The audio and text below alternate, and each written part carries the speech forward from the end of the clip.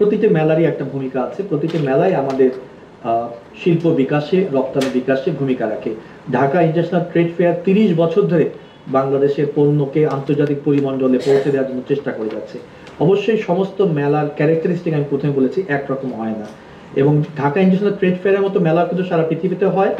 আর আমরা যে global sourcing expo আয়োজন করতে যাচ্ছি, এরকম মেলাও সারা পৃথিবীতে হয়। প্রত্যেকটি মেলায় তার তার নিজ নিজ অবস্থান থেকে বাংলাদেশের শিল্প বিকাশে এবং রপ্তানি বিকাশে ভূমিকা রেখে যাবে।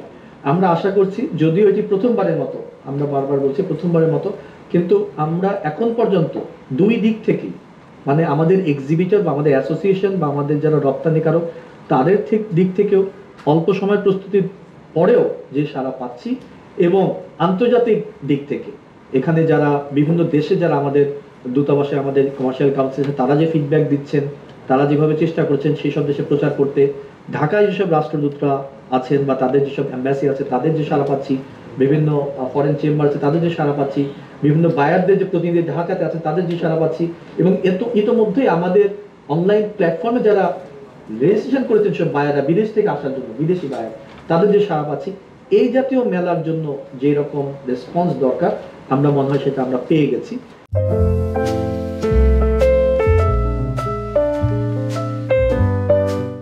প্রথমবারের মতো আমরা আমাদের প্রত্যাশাও অবাস্তব কোনো কিছু না, আমরাও বাস্তবসম্মতভাবেই আমাদের টার্গেট ফিক্স করেছি, এবং আমার আশা করছি আজকের এই অনুষ্ঠানের পরে আপনারাও আমাদের নিশ্চয়ই এটার হয়তো প্রচার প্রকাশনা আরেকটু সাহায্য করবেন। এর প্রেক্ষিতে আমার ধারণা এটা একটা ভালোই সাড়া ফেলবে, এবং মেলার যে উদ্দেশ্য, আমাদের যে প্রয়াস, সেটি সফল হবে, এবং আন্তর্জাতিক পরিমণ্ডলে আমাদের যে ক্রেতাদের মানে সন্ধানে যে আমাদের এই প্রয়াস, এটি সফল হবে বলে আমরা বিশ্বাস করছি। যদি লোকাল ব্যবসা প্রতিষ্ঠানও যদি এখানে আসতে চান, তারাও যদি এখানে আমাদের কোনো বা যারা এক্সিবিটর আছে তাদের পণ্য ক্রয় করার যদি কোনো উদ্যোগ নেন, অবশ্যই তারা ওয়েলকাম। তবে ওই প্রসেসটা ফলো করে, ইট ইজ এ B2B মেলা, একটু রেজিস্ট্রেশন করে ঢুকতে হবে আর কি। মানে একদম সবাই রেজিস্ট্রেশন বিহীন প্রবেশ করার জন্য আমরা অ্যালাউ করবো না আর কি। আপনারা ওয়েবসাইটটা একটু দেখতে পাচ্ছেন, একটু আমরা দেখাই। এখানে আপনার রেজিস্ট্রেশন করলে দুটো দিকই আছে।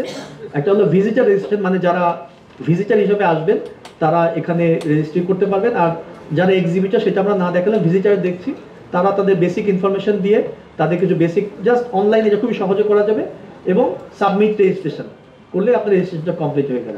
খুবই সহজভাবেই কিন্তু রেজিস্ট্রেশনটা সম্পন্ন করা সম্ভব হবে।